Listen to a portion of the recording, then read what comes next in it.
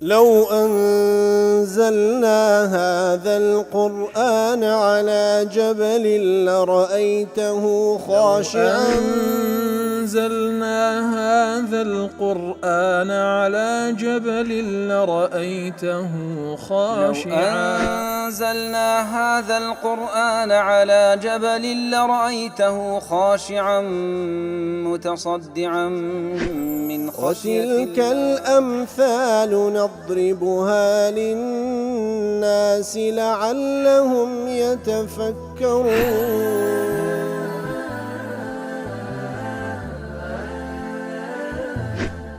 الحمد لله والصلاة والسلام على رسول الله وعلى آله وصحبه ومن والاه. السلام عليكم ورحمة الله. برزان خوش حالم لواني 809 لوانا كان تفسير القرآن في روز بيم وخزمتان ومن بس رزامن دي رب العالمين وهي وذان مئوي آجي السودي لور بقرن. أعوذ بالله من الشيطان الرجيم.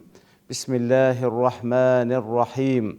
فأرسلنا عليهم الطوفان والجراد والقمل والضفادع والدم آيات مفصلات فاستكبروا وكانوا قوما مجرمين. بەڵێ خۆشەویستان وەکولەوانی ڕابژ لە خزمەت دوات پیرۆزە داوین رب العالمین دەفەرمی نادمانە سەر بەنی ئیسرائیل فرعون و قەومەکەی و جنودەکەی فەرسەلنا عەلەیهم واتە نادمانە سەریان وەکو پەیامێک تاوەکو تێبگەن تۆفان فترێک بە تۆفان خوای گەورە نادی سەریان لافاو هەڵستا والجراد كله والقمل أسبيه والضفادع بوق والدم خوين وكو باس ما كركوا هر يقلوانا فتريك خوايقو نادي سريان وكو دفرمي آيات مفصلات آيات مفصلات وكو لمعارج دالي آيات أي علامات كبريات وتتسندين نشاني قورة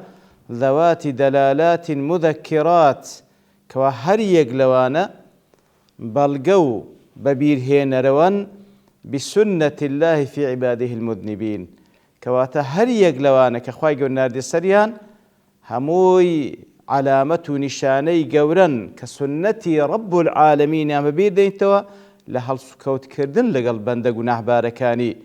ومذكرات بسلطان البارئ العظيم واروا ببيريان دينتوا سلطان دا صلاة أوزا تقوية كوا الله سبحانه وتعالى ببيريان دينتوا إذا شاء أن يستأصلهم أهلكهم بصيحة واحدة أجر بيبيننا بيان بباد دكري بيك دنجي قورة هرهمواننا وباو ريشة شيشيان بكا إذ هي من أحداث البأساء والضراء ليتضرعوا كواتا أو آتانا أو عذاباني كنار دا سريان لزمني أو روداواني كوا أخواي قورة بندكاني خوي بيتاقي دكاتو بياميان لودنيري بنخوشي وبناخوشي تاوكو بقرينوا بلام أوان فاستكبروا أي وكل معارج لقاسمي دلي أي عن الإيمان خويا بقورة ترزاين لو كوا إيمان بينا فلم يؤمنوا لموسى ويرسلوا معه بني إسرائيل نا إيمانيا بموسى هنا عليه الصلاة والسلام نبني إسرائيل شان آزاد كركوا بسن لقل موسى عليه الصلاة والسلام فاستكبروا وكل معارج دلي أي فاشتد في نفوسهم الكبر كواتا لناو دلو درونيا تكبر زور زياتر بو فعاندوا دلالات آيات الله المذكرات عناديان كاللقل أوهم آياتاني خواي قورك أوهم بياماني خواي قورك ديل بيان ببيليان ديتوان هر خوايان بي قورتر بو عناديان كر فلم يتضرعوا لله فهيش شيويك نقران وتضرع بكانوا بنابا بولاي رب العالمين ولم يتوب من كفرهم توبش أنك لو كفر لسريبون ولم يؤمنوا برسول ربهم إيمان الشيان بفيغنبري پروردگاري نهنا سبحانه وتعالى كموسى عليه الصلاة والسلام وكبر في نفوسهم أن يسلموا له خويا بيغورة تربكوا مسلمان بن ويتبع ما جاء به عن الله خويا بيغورة تربكوا إيمان بموسى بن عليه الصلاة والسلام واتباعي أو شريعتي بكن كوا موسى له يعني هنا وكانوا قوما مجرمين أي وكانوا في تصرفاتهم النفسية والسلوكية كواتە ئەوان لە هەڵسوکەوتە نفسی و سلوکی و ئەخلاقی کەوا ئەنجامیان دەدا قوما عصات من أخس الدركات کەسانێکی تاوانبار بوون لە نزمترین دەرەجاتەکانی تاوانباری کەواتە لە نزمترینیان تا زۆر ڕۆچوو بوون لە تاوانەکان طوال مدة ابتلاء بأنواع من البأس والضراء بە درێژایی ئەو مدەی کە خوای گەورە تاقییان دەکاتەوە ئەوان هەر دەرەجە بە دەرەجە ڕۆدەچن لەناو کوفر و لەناو جەریمە و تاواندا. لقد كانوا في كل واحدة من الآيات التي أرسلها الله إليهم لهر يقلو آتاني كوا خوای گەورە لەبۆی دەناردن يعطون العهد لموسى عليه السلام هر يقلوانا طوفان هاد عهد پەیمانیان دا موسى عليه الصلاة والسلام لئن دعا ربه فكشف عنهم ما أنزل بهم ليؤمنون به وكل آيات كان دواتر ده لهر يك لو مصيبتان كبسنيان داده هات عهد پەیمانیان دا موسى عليه الصلاة والسلام ئەگەر بێت و دوعا بکەی کە خوای گەورە ئەو مصیبەتەمان لەسەر هەڵگری ئەوە ئێمە ئیمان دەینین. فإذا دعا موسى ربه حسب طلبهم كاتك وموسى عليه الصلاة والسلام لسر داواكاري أوان دعاي دكر محددا لهم الزمن الذي يرتفع فيه الضر النازل بهم وزمنيش بفرمان خواهي قورا سبحانه وتعالى بوحي لنا خواهي قورا لبوي كشف ذكراكوا حتى فلان مدة أو مصيبتان سلا ذكوي واستجاب الله له عادت قلوبهم إلى قسوتها بەڵام کە خوای گەورە وەڵام دەدانەوە و جێبەجێی دەکرد لە بۆی باون دوعاکەی موسای قبول دەکرد و گیرای دەکرد عەلەیهی سەڵات وسەلام ئەو مصیبەتەی لەسەر بەنی ئیسرائیل هەڵدەگرت ئەوان دڵەکانیان دیسان لە بۆ ڕەقی دەگەڕایەوە وەستەکبەڕوو خۆیان بە گەورەتر دەزانی و نەکەثوو عەهدەهم عەهد و پەیمانیشیان بەجێ نەدەگەیان بەڵکو خلافی وعد و عەهد و پەیمانیان دەکرد. وكل تفسير قاسمي دليت جشمي دليت تدل الآية على عناد القوم أو آتا بلغير سلوك أو قوم تند عناد بوين وإصرارهم على الكفر وجهلهم تن مصر بوين سر كفر كي خوان تند زاهل نفام بوين حيث عاهدوا في كل آية يأتي بها على صدق وإثبات العهد أنهم لا يؤمنون بها وليس هذه عادة من غرضه الحق كوات هر كاتك عهد پەیمانیان دەدا ئەگەر بێت ئەو مصیبەتە لەسەریان لاکەوی ئیمان دەینن طبعا عهد پەیمانەکان نەدەگەیان دەجێ ئیتر دەڵێەوە عادەتی کەسانێک نییە کەوا بە دوای حەقدا بگەڕێن وتدل على ذم من يرى الآيات ولا يتفكر فيها وهروە ئاتە بەڵگەی لەسەر ئەوەی کەوا ئەو کەسەی کە ئايات و معجزات دەبینی و پەیامەکانی خوای گەورە بەساوی خۆی دەبینی و پەندی لێوەرناگری بەڕاستی کەسێکی مەذمومە کەسێکە گلەی لێکراوە وتدل على وجوب التدبر في الآيات أو آياتش بەڵگەیە لەسەر ئەوەی وەکو چەندین ئاەتی لە قورئان پیرۆز پێویستە ئینسانی عاقڵ و هۆشمەند لە ئاەتەکانی خوای گەورە ورد بیتەوە و هەوڵ بدا پەیامەکەی لێوەربگری ئیتر ئاەتەکانی خوای گەورە وەکو ئاەتەکانی قورئانی پیرۆز وەکو ئاەتە کەونیەکان و ئەو ئەحداث و ڕووداوانەی کە خوای گەورە دەهێنتە پێش هەمووی پەیامن لە بۆمان پێویستە پند و ئامۆژگار لێوەربگرین. ئینجا لە تواتر دەفەرمی ولما وقع عليهم الرجز قالوا يا موسى كاتكوا عذاب دات السريان بلا مصيبة دات السريان دانكو يا موسى ادعو لنا ربك بما عهد عندك دعاء بك والأخواب باريو بو عهد بيمانك بيتي بخشية لئن كشفت عنا الرجز أجر بيتو عذاب ما لسر هل بقري لنؤمنن لك إيمان بيدينين ولنرسلن معك بني إسرائيل إيمان بيدينين وبني إسرائيلش دنيرين وآزاديان دكين بالغلطو بيان ولما وقع عليهم الرجز وكلا تفسير قاسم أي نزل بهم العذاب المفصل كاتكوا هر يقلو عذاباني كوال بيش وترخوا يقول باس كده طوفان ولا جراد ولا قمل هر يقلوان كده تسريان وكل تفسير سعدي جدله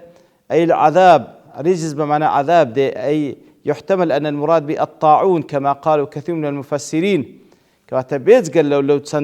لو تسن مصيبة كنار دي سريان وكو طوفان جراد قمل وضفادع ودم طاعون شنار دي سريان وكو سعدي دل كزور المفسرين باسي ذكر ويحتمل أن يراد بما تقدم من الآيات واحتمالش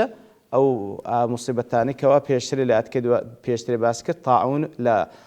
طوفان جراد قمل أوانه فإنها رجز وعذاب هر يقلوانات أو تانبي كوا لأتكا بيشتري باسكر ياخذ أو طاعون بكوان دقل مفسرين باسي دكن ياخذ زور مفسرين باس دكن هر يقلوانا بيقول رجز وعذاب وأنهم كلما أصابهم واحد منها هر يزاري يكلوانا توشندهات داتن داوان لموسى ذكر أو كل معارج ضلي الرجز العذاب ولما وقع عليهم الرجز العذاب رجز بمعنى عذاب ده وأرى أنه كان عذابا أشد من الضراء التي نزلت فيهم كواتا رأي معارج وايا ضليتن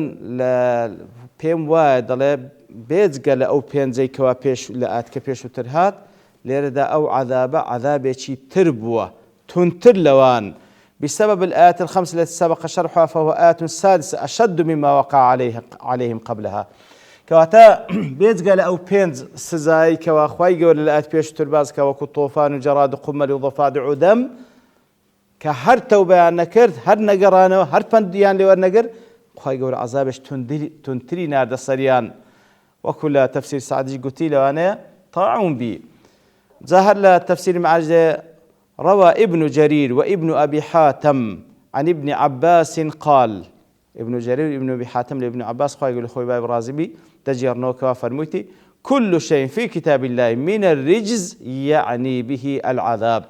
هرشتيق للقرآن في روز برجز هات بمعنى عذاب ده زاوكم معارج أقول ويمكن أن يكون هذا العذاب بأي وسيلة يتلو عذاب بحد وسيلة وهو كارك بي كالطاعون والجدري وغيرهما الطاعون بوا خريك بوا هر درديشي تربوا وروى مسلم وغيره من حديث أسامة بن زيد وسعد بن مالك وخزيمة بن ثابت قالوا قال رسول الله صلى الله عليه وسلم إن هذا الطاعون رجز أو الطاعون رجز عذاب وبقية عذاب عذب به أناس من قبلكم كواتا أو باش ماوي عذابك كوا أواني بيشينغوش بو عذاب سزاد راينا خوابنا ماندا ولما وقع عليهم الرجز وكل معارج ضل يقتضي عطف هذه الجملة بالواو تأسيس بيان جديد غير البيان الذي جاء في الآيات السابقة التي ذكرت فيها الآيات الخمس كواتا ولما وقع عليهم الرجز كواوي عطفة كواتا دير أو واوي عطفة إشارة له كواليرا تأسيسي جملة شينوية تغيري أو بينز دردي هات سريان أو ذا رزش هات السري يضاف إلى هذا أن الآيات الخمس الطوفان والجراد والقمل والضفادع والدم قد ذكر الله عز وجل بشأن أنه أرسلها كواتا أو بينز شتي بيشتري أرسلنا عليهم أي وجهها حاملة رسالة ربانية إنذارية أو بينزي بيشوتر بياميان بيبو ترسينر بو فهي تؤدي وظائفها بتأودة وأنات وتمهل هر يقلوان بيامي شان بي لسر خودي جينا أما الرجز فقد ذكر الله بشأن أنه وقع عليهم ولما وقع عليهم الرجز لو يندر فهم أرسلنا عليهم أرسلنا وكو باسي ذكاتن كوا بيامي شي پروردگاري بي أو بلاو مصيبتا لسر خو بيان رادقيني آقادار بن بقرين بلام لدواء بينزا وقع عليهم رجز عذاب هات سريان فهو بمثابة عصا قوية غليظة عقابية وتأديبية وكو دار عصاك تصوري ذكاتن دار عصاك شي أستور وكو عقاب وتأديبك لأن تدري وقع ضربا على رؤوسهم وظهورهم والأمكنة التي تتألم من أجسادهم بلا أنات ولا تمهل وأني ديكا لسر خويتي دا بلام أو عذابا ولما وقع دا فرمي وكو دار عصايات شي أستور لسر سريان دراو لبشتيان دراو لو زيقايان درا كوا بيدي إيشي بيجان دكن ببيع أوي كوا مهلتيان بدري وهذا ما ألجأ فرعون وآله وملأ قومه أن يلجوا إلى موسى عليه السلام يتدلي لو بي أو هاي لك داتوا كواتدلي أو بينس عقوبي رابر دوكات سريان بيان بون لسر خويتي دا بلام لدوائي ويهر بنديا أو زارا عقوبي شي تنها تسريان لنتيجة وعقوبة دبو كوا فرعون ملأ جنودك هاتن فنام بردبر موسى عليه الصلاة والسلام يرجونه أن يدعو ربه ليكشف عنهم الرجز داوای لێ دەکەن کەوا داوا لە پەروەردگار بکە کەوا ئەو عەزابەی لەسەریان هەڵگری وأقسموا له وأكدوا له بأشد عبارات التأكيد ئیتر سوێن دەخۆن بە تەئکید ئەگەر بێت و ئەو عەزابەمان لەسەر لا بدا ئەوە ئیمانت پێدەینین و هەروەها بەنی ئیسرائیلیش ئازاد دەکەین با لەگەڵت بڕۆن بەرەو بابنين زوي فلسطين كوا داوای لێکردبوون ئازادیان بکە تاوکو لەگەڵ خۆم بیان بم لەبۆ الديار المقدسة لفلسطين ديار هشتا وآتا شتي تيري تدا ما باسكم والله نبرتاوبون كاد دوستين ببشتواني خواي قول اللواني داهاتو دينا وخزمتي وصلى الله وسلم على نبينا محمد وعلى آله وصحبه أجمعين وآخر دعوانا الحمد لله رب العالمين. لو أنزلنا هذا القرآن على جبل لرأيته خاشعا أنزلنا هذا القرآن على جبل لرأيته خاشعا أنزلنا هذا القرآن على جبل لرأيته خاشعا متصدعا من خشية الله وتلك الأمثال نضربها للناس لعلهم يتفكرون